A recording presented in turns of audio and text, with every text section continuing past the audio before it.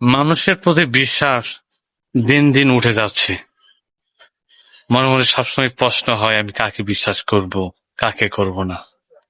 আজকে একটি ঘটনা ঘটেছে বন্ধুরা, যার জন্য আজকে এই ভিডিওটি রেকর্ড করছি। ৩ নং সিনাডলী ইউনিয়ন থেকে গ্রামের নামটি হচ্ছে আখন্দপাড়া, পোস্ট অফিস হচ্ছে গিলাবাড়ি। সেখান থেকে একজন লোক এসেছিল, মূলত সেখানে কোনো লোক না, সেখানকার চেয়ারম্যানের স্বাক্ষর জালিয়াতি করে অন্য কোনো ডকুমেন্ট থেকে সেটা স্ক্যান করে একটা প্রত্যয়নপত্র তৈরি করেছিল।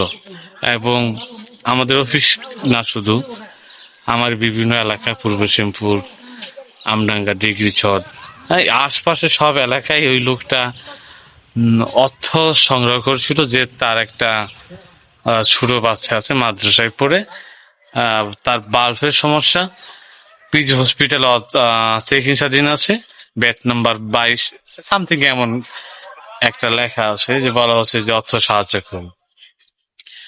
এই গতকাল এই মানুষটি আমার অফিসে আমাকে না পেয়ে দরজা বা কোনো জানালা দিয়ে, মানে আমার ভিতরে কিভাবে জানি সেই লিফলেটটা রেখে গিয়েছিল। তারপরে আজকে টাকা কালেকশনের জন্য আসছে, আমি তাকে সুন্দরভাবে বসাইলাম, এবং কি আরো কিছু মানুষ ছিল যাদের অর্থের জন্য আর কি আসছিল কলেজে ভর্তির জন্য। আমি তাদেরকে আমার অফিস থেকে কিছু ডোনেশন দিলাম। ঠিক দেওয়ার পর ওই লোকের সাথে যখন কথা বললাম, কোনো কথার সাথে কাজের কোনো মিল পাইলাম না, লেখার কোনো মিল পাইলাম না। তখন আমি তাৎক্ষণিক ফোন দেই সেই চেয়ারম্যানকে, যিনি ৩ নং সিনাডলী ইউনিয়নের এখনো দায়িত্ব আছে তাকে।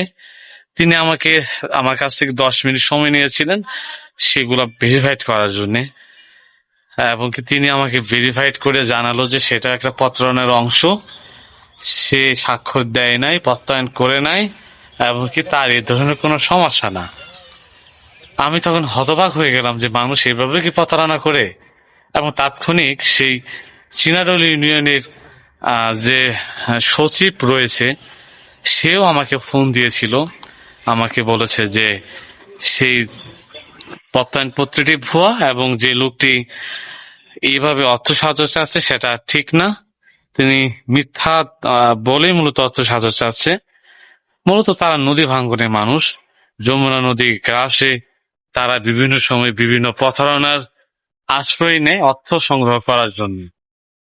তো এই উদ্যোগটা তিনি হচ্ছে কি এভাবে নিয়েছিল যে একজনের অসহায়ত্বের, একজনের অসুখের কথা বলে তিনি মূলত নিয়েছিল। এই লোকটাকে আমি ছবি তুলে রাখিনি, কারণ আমি চিন্তা করলাম যে প্রত্যেক মানুষেরই একটা আত্মসম্মান বোধ রয়েছে, যার জন্য মূলত এই ছবিটা তুলে আমি ফেসবুকে প্রকাশ করতে চাইনি।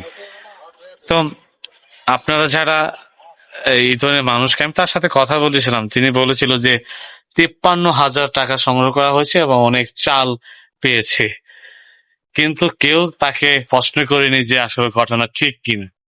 কিন্তু যখন সে আমার কাছে এসেছিল, সে প্রশ্নের সম্মুখীন হয়েছিল, এবং কি দিন শেষে সে আমার কাছে ক্ষমা চেয়েছে, বলেছে যে স্যার মাপ চাই, আমার এই ধরনের কাজ করতে আমার ভুল হয়েছে। আমি তার লিফলেট গুলো আমার অফিসে সংরক্ষণ করে রেখেছি, এবং চেয়ারম্যানের পিএস এবং কি সচিব মহোদয় আমাকে বলেছিল যে লোকটিকে সেই পুস্তকগুলো না দেওয়ার জন্য, আমি সেগুলা সংরক্ষণ করে রেখেছি। দেখেন মানুষ কেন এমন করে ভাই, এই যে দিন শেষে যে প্রতারণা আশ্রয় নেয়, অর্থের সংকটের কারণে হোক বা পেশাগত কারণে হোক অর্থাৎ নেশাগত কারণেই হোক, কিন্তু এই যে আপনার আশ্রয় নিচ্ছে, আপনি কি এভাবে লোকগুলোকে বিশ্বাস করতে পারবেন? আমি তো তাকে বিশ্বাস করি অফিসে দেখেছিলাম, তাকে টাকা পয়সা হয়তো দেওয়ার চেষ্টা করেছিলাম, কিন্তু আমি তাকে যখন সে ভেরিফিকেশন করি, আমার কাছে সন্দেহ হয় এই মানুষকে আর অর্থ দেওয়ার ক্ষেত্রে আমার অনীহা জাগে। তে এই সমাজে অহরহ ঘটনা ঘটে, এই ধরনের ঘটনা, লিফলেট দিয়ে টাকা পয়সা নিয়ে যাচ্ছে, ঘটনা সত্য না মিথ্যা, বাংলাদেশে এগুলো অহরহ ঘটতেছে। এই যে এগুলো কাজের কারণে অনেক অসহায় মানুষ আছে যাদেরকে বিশ্বাস করে কেউ কখনো দান করতে চায় না, কমে যাচ্ছে। তার কারণ দেখেন, এই সেবার মধ্যে যে মাত্রায় অর্থ নয় ছয় হয়, এই স্বাস্থ্য খাতে যে মাত্রায় অর্থ নয় ছয় হয় বাংলাদেশে, এটা অনেক বিরল। এটা অনেক অনেক বাংলাদেশে অনেক হয়, অন্য দেশ থেকে এটা অনেক মাত্রায় বেড়ে গেছে। এটাকে কমাতে হবে। আপনি চেয়ারে বসে থাকেন অথবা যাই যেখানে থাকেন না কেন, এই অর্থ নয়সই কমাতে হবে বন্ধুরা। তো শুভেচ্ছা জানাচ্ছি সবাইকে, এবং কি এই পড়ন্ত বিকেল থেকে আপনাদের এই রেকর্ডিং থেকে বিদায় নিচ্ছি।